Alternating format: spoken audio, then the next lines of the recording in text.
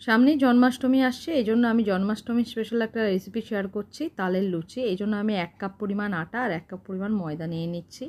আপনারা চাইলে পুরোটাই আটা বা ময়দাতে করতে পারেন। এরপর এর মধ্যে নুন, চিনি, 2 চামচ ঘি দিয়ে আমি ভালো করে ময়ান দিয়ে নেবো। ঘিয়ের জায়গায় আপনারা সাদা তেল ইউজ করতে পারেন। এরপর এর মধ্যে 1/2 কাপ পরিমাণ তালের পাল্প নিয়ে প্রথমে মেখে নেবো ভালো করে। তারপর আমার আরও 1/4 কাপ পরিমাণ তালের পাল্প লেগেছে। একদম জল দেওয়া যাবে না, এই তালের পাল্প দিয়ে আস্তে আস্তে করে মাখতে হবে। এরপর 30 মিনিট ঢাকা দিয়ে রেখে দেবো। 30 মিনিট পরে ঢাকনা খুলে একটু ভালো করে ঠেসে নেবো।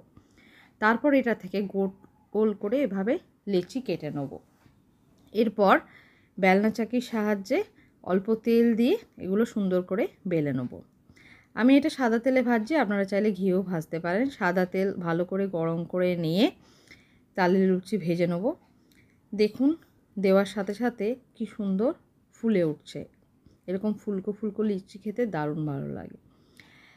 তাল থেকে কিভাবে তালের রস বের করতে হবে আর সেটা কিভাবে সংরক্ষণ করতে হবে সেরকম একটা ভিডিও আমার চ্যানেলে অলরেডি করা আছে, আমি লিঙ্কে দিয়ে দেবো, দেখে নেবেন। সবগুলো লুচি রেডি হয়ে গেছে। আলুর তরকারির সাথেও পরিবেশন করতে পারেন, তাল ক্ষীরের সাথে পরিবেশন করতে পারেন, পায়েসের সাথেও পরিবেশন করতে পারেন। খেতে দারুণ লাগে। আপনারা ডেফিনেটলি একবার ট্রাই করবেন।